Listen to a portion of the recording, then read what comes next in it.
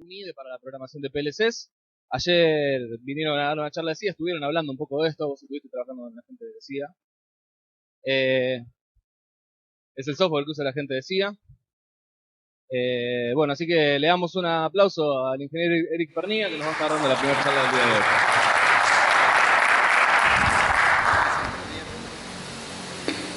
Ahora sí. Gracias, buenos días a todos. Este trabajo lo realicé para mi tesis de ingeniería de la Universidad Nacional de Quilmes, de la carrera Ingeniería en Automatización y Control Industrial. ¿Se escucha bien? Pues yo escucho medio raro. Ok. Mi director de este trabajo final fue el doctor Carlos Lombardi, que muchos de ustedes lo conocen. Y bueno, vengo a hablar un poquito sobre todo de la parte de software, porque en este trabajo se realizó tanto el dispositivo físico como todo su software. Primero, un poquito lo básico de qué es un PLC. Bueno, es un sistema electrónico programable que para diversos tipos de máquinas o procesos en tiempo real en un entorno industrial. Básicamente es un aparatito tipo una minicomputadora dedicada con entradas y salidas. Y bueno, las tareas que puede cumplir son control secuencial, control de movimientos, control de procesos, monitoreo y supervisión de procesos, administración de datos y comunicaciones. Existen varios protocolos de comunicaciones industriales que se usan con muchos de estos dispositivos PLC en red que reportan a sistemas de automatización de mayor nivel. Bueno, ¿en dónde se utilizan estos aparatitos? Principalmente en industrias para la automatización y control de procesos. Y esto es lo que se llama a nivel de campo en la industria. Es lo que directamente controla cada máquina y a su vez reporta a otro sistema de control superior o a una base de datos simplemente para después que un software de gestión en una PC se encargue de ver el control de toda la producción de una fábrica, por ejemplo. Bueno, pero también se usa en domótica, en hogares inteligentes, y después en semáforos y otros sistemas en ciudades. ¿Cómo se utiliza? Bueno, necesitamos alguna PC u otro dispositivo, porque algunos permiten también otros dispositivos, con un software específico para programarlo, y después se baja ese software al aparato, al PLC. Bueno, y luego que tengo el software, o mismo con el PLC puesto en el proceso, se conectan las entradas a los sensores de la máquina a controlar, por ejemplo acá una planta embotelladora, envasadora sería, y las salidas a los actuadores, que por ejemplo acá serían los motores de la cinta, el dispositivo llenador. Y bueno, de esta manera queda el dispositivo este PLC controlando el proceso. Y si está implementada también, si está en el programa las comunicaciones, reportando a otros sistemas. Bueno, en este caso en los PLC existe una norma que se llama la IEC 61131. En este caso yo usé la versión 2003. Y la norma esta, la parte 3 de la norma, es una norma sobre los controladores programables. O sea, todos los PLC. Y esta normativa, en la parte 3, define toda la parte de software del PLC. Entonces, define un modelo de software, modelo de comunicación, modelo de programación, elementos de SFC, que significa Sequential Function Charts, y los lenguajes de programación de los PLC. Ahora vamos a ver un poquito rápido esto. Bueno, como modelo de software tenemos lo que se llama una configuración, que básicamente sería como uno o más aparatos PLC, todos en el mismo rack, digamos, armados físicamente. Y después dentro de cada configuración tengo recursos, que sería como si fuera un sistema operativo más todas las tareas y programas que corra eso adentro. Y bueno, obviamente dentro de los recursos tenemos tareas y programas. Las tareas ejecutan programas. Ese es el modelo de software, digamos, básico de un PLC. Y cada uno de estos programas puede estar escrito en alguno de los lenguajes.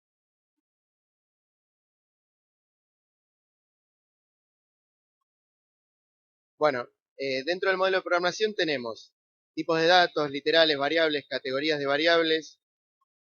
Hasta ahí normal, digamos. Categorías de variables sería si es de entrada, si es de salida, si es una variable de memoria interna, si es una de tipo estática. O sea, habla por un lado del ámbito y por un lado también tiene que ver con lo físico del dispositivo. por eso se llama categorías de variables. Y después tenemos lo que se llama unidades de organización de programa, que cómo definen unidades de software para modularizar el software del PLC.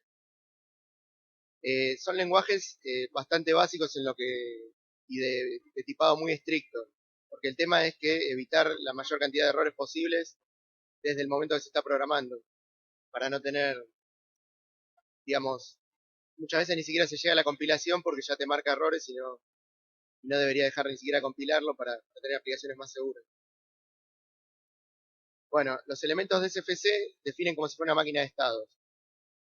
Cada etapa sería un estado, digamos, y tienen condiciones de transición entre los estados. Cada etapa y las transiciones se programan en alguno de los otros lenguajes de programación de PLC, que son estos. Bueno, tenemos Instruction List, que es una especie de assembler, por así decirlo, estándar de los PLC. Y como ven, bueno, ahí tenemos una operación de load A, not B y storage en C. Digamos, el resultado es una operación booleana igual.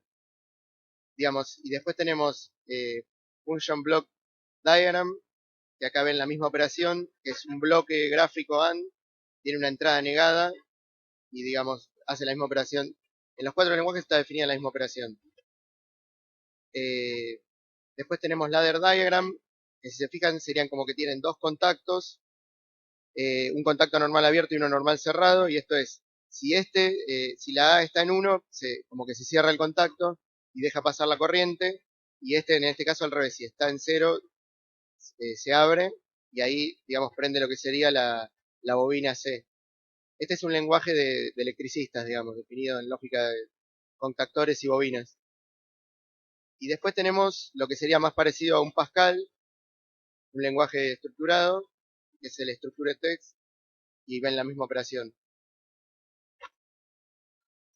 Estos son los lenguajes que tiene, después tiene tipado muy estricto, como características raras, este se basa en un único acumulador, donde, bueno, load A carga en ese acumulador, ANOT B le hace la ANOT a B con lo del acumulador, y storage saca del acumulador hacia afuera.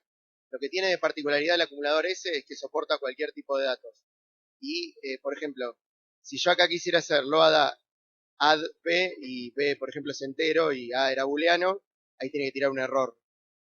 Porque, no, o sea, soporta cualquier tipo de datos, pero las operaciones con el anterior, digamos, que lo siguiente que hacen, tiene que marcar un error de que no puede hacerlo por los tipos de datos distintos. Ni siquiera, hasta hay que hacer conversión de datos estrictamente entre tipos de entero de diferente tamaño, por ejemplo. Tiene esas condiciones. Bueno, ahora hablamos un poquito del software que diseñé. Esta sería la parte de la charla, digamos, más para usuarios de las características. Bueno, las características del software. Es un entorno de programación para equipos electrónicos PLC que permite realizar las siguientes tareas.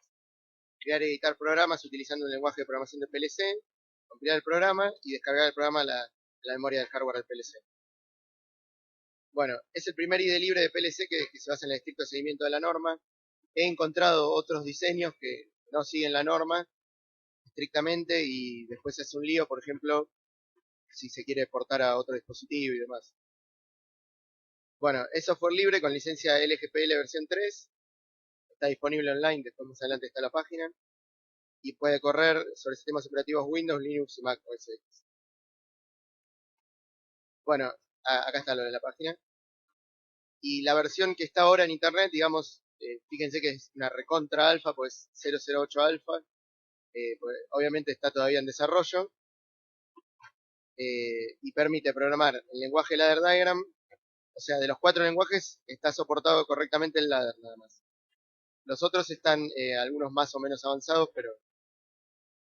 Y permite controlar microcontroladores NXP de este modelo y a su vez el hardware de la CIA que presentaron ayer. No sé si alguno estuvo presente. Así que bueno. Y controladores de la línea Atmel. Con eso lo que tenemos es que, por ejemplo, le falta muy pocos cambios para que soporte Arduino. Y bueno, ahí está el sitio web donde puede descargarse, si quieren hacer alguna prueba.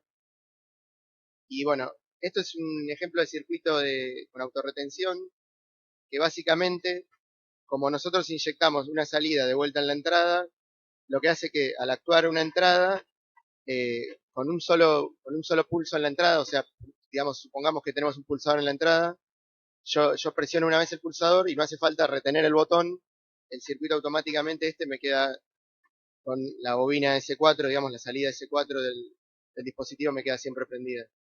Se llama circuito de autorretención y realmente se usa para los motores justamente para hacerle el on y que quede prendido con una pulsación sin tener que tener una llave siempre en on, digamos, por así decirlo.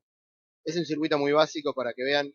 Esto, digamos, lo que hace es, entre la entrada E0 y la salida S4, una OR, porque ven que, digamos, esto lo tienen que imaginar como si fuera el 1 lógico o el potencial positivo, y esto como la Tierra.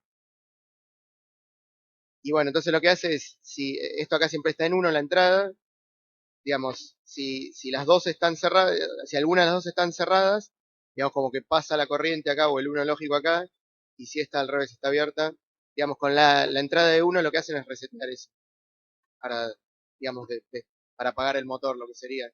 Supongamos que tenemos un motor en la salida y bueno, con la entrada de 0 lo prendo y con la salida, con la entrada de 1 lo apago. Y este es un poquito más complejo, digamos, en este lenguaje, digamos, pueden tener, se llama contactores y bobinas, hay de varios tipos, y además bloques de función y funciones, que son las cajitas estas que vemos acá. Estos son todos bloques de función, los que corresponderían a estos turquesa acá. Digamos, la diferencia entre uno de ellos es que los bloques de función tienen variables internas. Estos, siempre que le das un parámetro, devuelven lo mismo, y estos tienen variables internas, con lo que depende del estado interno, puede devolver algo o no. Bueno, acá vemos dos temporizadores, que se llaman temporizador con retardo a la conexión, y lo que hace es que cuando recibe un cambio de 0 a 1 en la entrada IN, y se queda la entrada IN en 1, en esta variable le setean un set point de tiempo, está en milisegundos, entonces esto dentro de un segundo va a prender recién la salida de esta Q. Y en esta otra salida, si quieren, pueden ver el tiempo transcurrido. En este programa no me interesaba porque es la generación de una onda rectangular o cuadrada. Rectangular porque es diferente el tiempo de alto que de bajo a la salida de... Esto sale por la salida S7. Y en S4 lo que tenemos es implementado un contador. Y entonces la idea de este circuito, entre estos dos temporizadores se van rebotando la activación para pasarlo rápido. Entonces cuando activa uno un tiempo y el otro un tiempo, y va prendiendo o apagando la salida S7. Y acá, como ven, inyecto la salida S7 y la cuento. Cuando llega a 7 pulsos, porque es el parámetro que tengo acá en el contador, me prende la salida S4. Y tiene el reset con la entrada E7. Entonces era un ejemplito que titilaba la luz 7 veces y seguía titilando, y cuando llegaba a la séptima encendida, digamos, prendía también la salida S4. Estos ejemplos, si hubiera más tiempo, traería todo el dispositivo físico, se armó todo, los veíamos. Bueno, esta es la más parte por ahí más interesante para ustedes cómo se hizo esto. Bueno, primero el sistema total era esto. Era una computadora con un IDE, un PLC, y el PLC también tiene un firmware. Bueno, y se diseñó el equipo físico, el firmware, el software de programación para programas de la PC. Y bueno, ¿qué sería el IDE for PLC? Incluye el entorno de programación de PLC y el firmware. El firmware es lo que finalmente se baja al dispositivo físico. Y este firmware se compone de un montón de archivos .6.h, digamos, que implementan el programa de usuario, y el entorno de ejecución que tiene el sistema operativo, driver de periféricos y demás para soportar el programa de usuario. Y un montón de otros archivos físicos, por ejemplo, que implementan todas las operaciones de instruction list. Bueno, ¿cómo se subdividió esto para atacar el problema? Se creó el editor de programas PLC, existe un compilador de C, que el compilador de C obviamente es dependiente de cada micro que vamos a compilar. Un programa que es el programador, digamos, el downloader, el que descarga el software al dispositivo físico, y obviamente el dispositivo físico. Bueno, El editor de programas PLC genera toda la parte esta verde, digamos, del programa. Todo el programa de usuario, lo que sería. Y eso se combina con los archivos fijos y todo eso se le manda a un compilador de C externo a mi programa. O sea, de esta parte, digamos, yo lo que diseñé es la parte de los archivos fijos y este generador de código C, por así decirlo, que a partir de cualquier lenguaje de PLC termina en código C. El código C este es 90% independiente de la arquitectura. Esto es muy importante para aportarlo a diferentes, por ejemplo, que están dando ya en 3 arquitecturas de controladores distintos, y bueno, si no hubiera sido así de portable, hubiera sido imposible pasarlo a la diferente arquitectura, por lo menos en este poco tiempo. Bueno, el diseño del editor de programas se realizó usando el patrón de arquitectura de software MVC. Esto lo conocen todos, supongo que no nos vamos a detener que tenemos modelo, vista y controlador.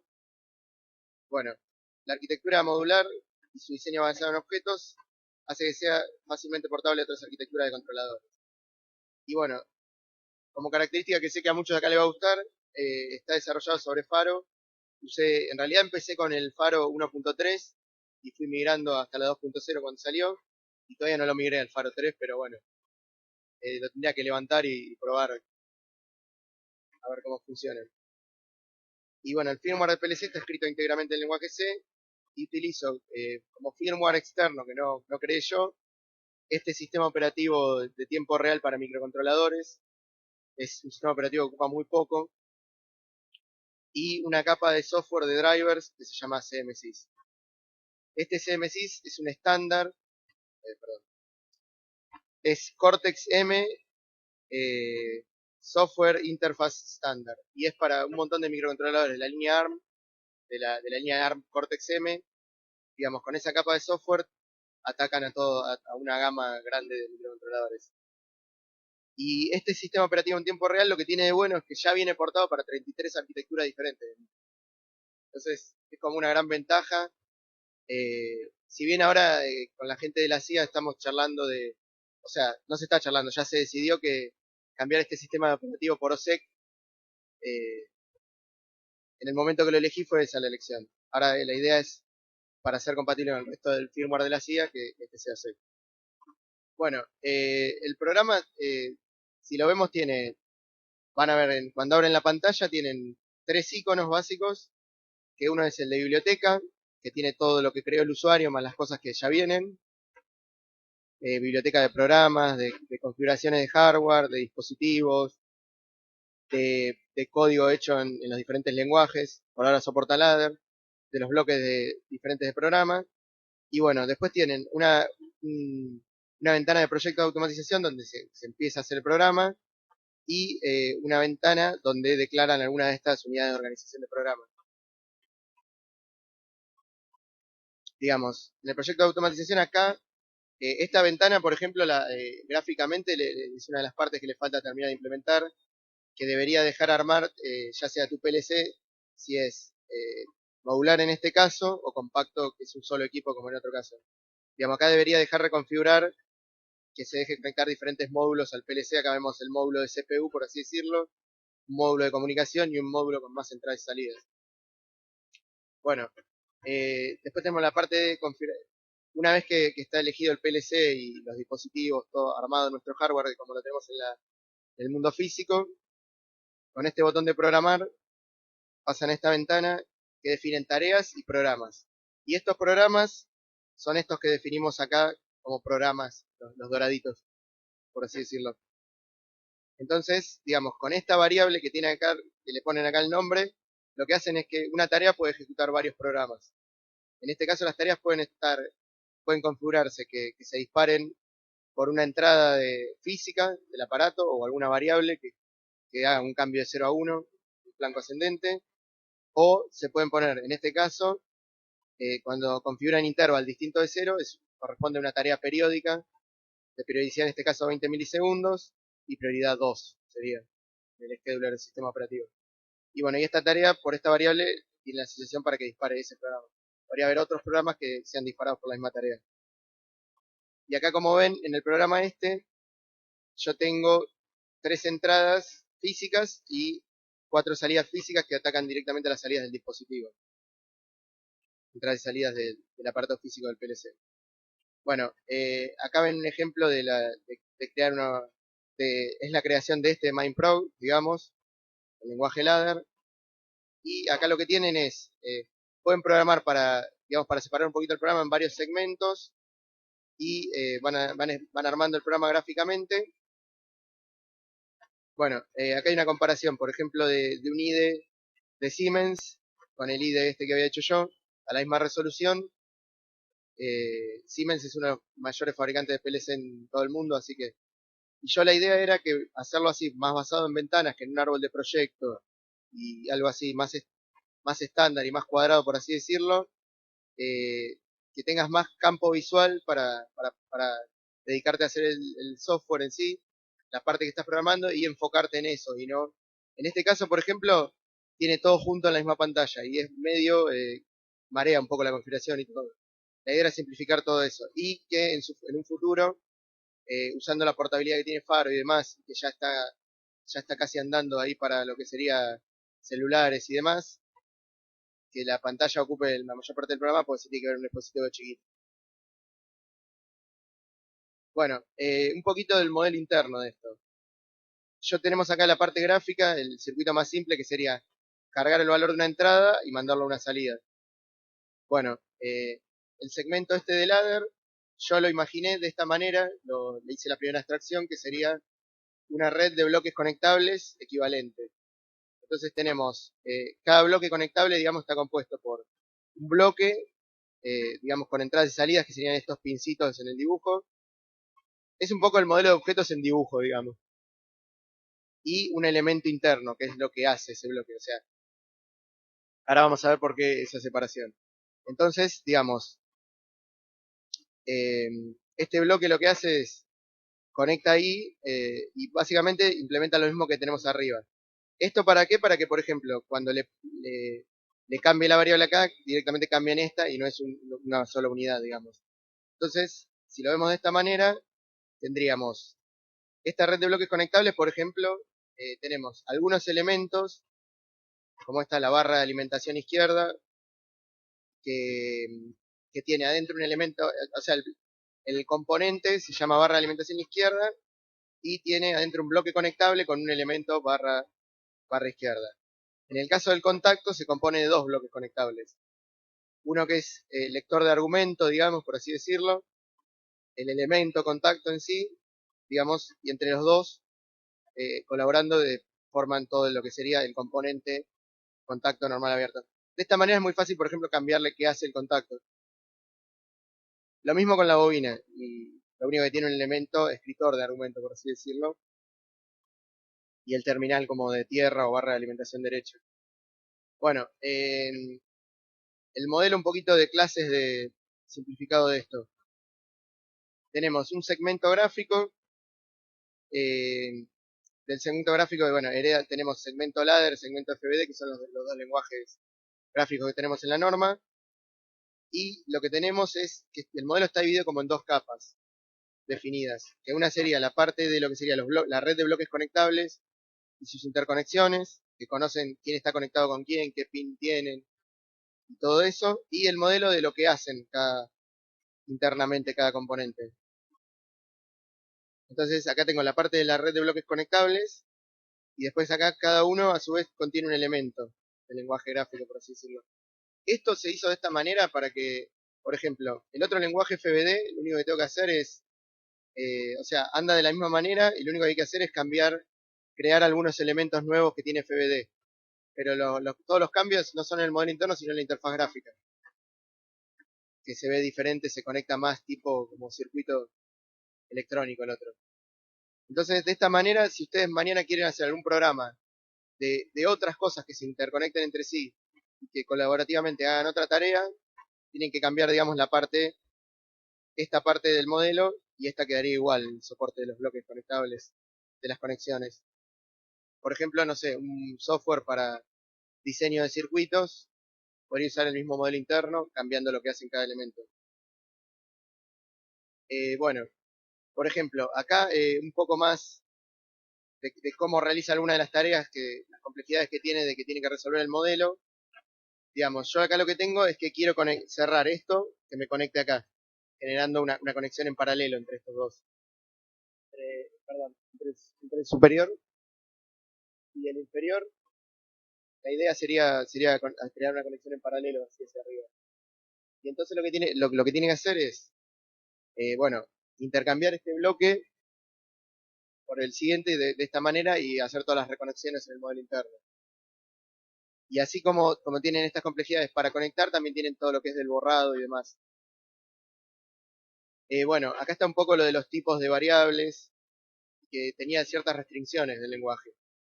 Por ejemplo, con los colores están los pines que permiten ser cableados, o sea, conectar cables, que tienen que ser, por ejemplo, permite cualquiera de entrada mientras sea del tipo booleano, pero que no sea del tipo bar in out, que es una variable como de transferencia directa que entra y sale a su vez, digamos. Y así tenía un montón de restricciones el lenguaje que le agregaron mucha complejidad al modelo también. Bueno, por ejemplo, a ver cómo estamos de tiempo. Sí. Acá había cómo se implementó la definición de estructura.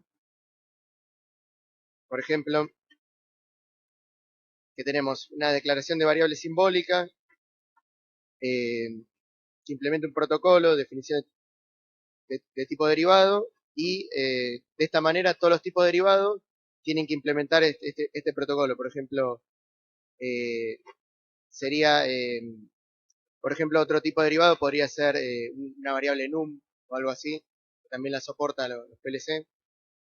Y bueno, la definición de estructura, cuando tiene que generar el código C de esa parte, digamos, otra cosa que no aclaré bien es que esto de todos los lenguajes gráficos de PLC o los lenguajes textuales, primero lo convierte en lo que sería el lenguaje instruction list, pero el que era un similar de assembler, y de ahí convierte a C. Bueno, acá está directamente lo que sale cuando la definición de la estructura. Y esto en el lenguaje instruction list o ST, en los dos textuales, es muy similar, digamos, cómo se utiliza en un lenguaje u otro. Bueno, en las herramientas, como les había dicho, fueron Faro, y para la parte de toda la programación en C de los archivos fijos, el LPC Expresso IDE, que era el IDE que venía con la placa que tenía con el microcontrolador para realizar el PLC. Bueno, acá por ejemplo ven un ejemplo del método de compilación a instruction list, de una declaración de estructura, y bueno, incluye la lista de declaraciones y los componentes, y se accede mediante mensaje declarations. Acá lo ven el bucle que va haciendo para cada una, y eso es lo que genera, digamos, esta declaración acá. No, perdón, esta instruction list. Bueno, después ahora para la parte gráfica, se usó Morphic como framework. Tiene sus ventajas y tiene desventajas Morphic. La mayor desventaja que tiene es la falta de documentación. Y como ventaja que en tiempo real le pueden hacer cualquier cosa. Yo, por ejemplo, se puede abrir, obviamente lo conocen todos, el Flash Browser y decir, le cambio el color ahora a todos los bloques y en tiempo real me lo cambian la interfaz gráfica. Y esas cosas realmente no lo vi en otro lenguaje, por lo menos de los que conozco yo. Bueno, como les dije en su principio, que usé el modelo vista controlador, estuvimos viendo un poco el modelo, y lo que tiene que en una sola ventana no hay un único modelo, única vista y único controlador, sino que hay varios controladores que controlan diferentes partes, colaboran entre sí y se van enganchando en diferentes partes del modelo interno.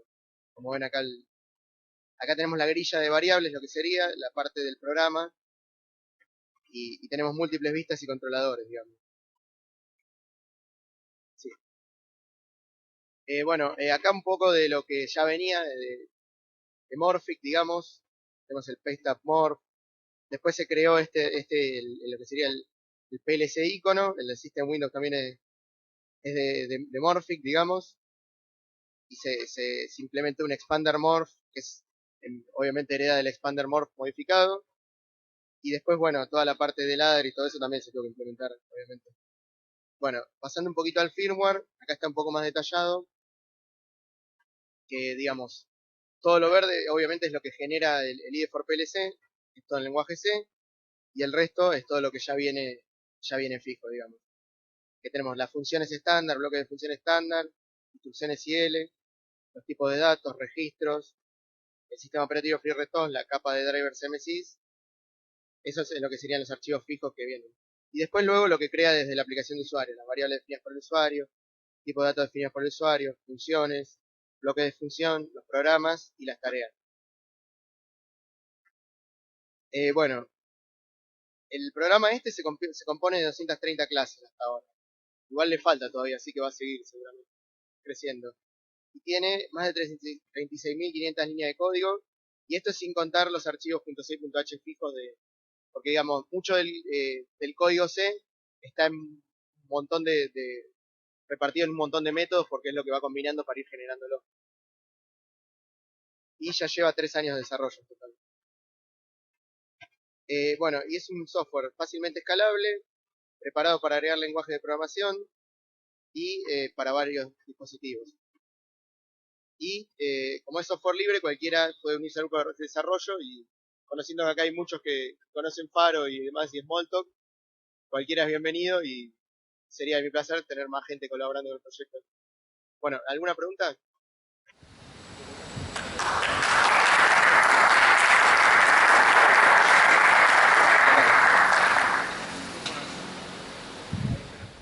Bueno, cualquier cosa pueden escribir al mail acá o en el sitio lo ven, está también para dejar. Yo tengo una pregunta. Sí. Yo soy de sistemas, a mí me asusta bastante todo esto que vos mostraste. Está demasiado cercano a lo que es físico. Entonces, esta buena consulta es algo que hago yo cuando en mis prácticas cuando el desarrollo de software. ¿Hay alguna forma de realizarle testing a los programitas que vos armás con PLC? ¿O tenés alguna idea de eventualmente poder probarlos? Mira, la parte de testing es una de las cosas que más le falta al proyecto, sobre todo de los dos lados, porque, digamos, con la parte de Smalltalk tenemos, viste, la S-Unit, y debo tener hechos muy pocos tests. Realmente es una deuda que tengo hacia el programa, hacerle bien los tests.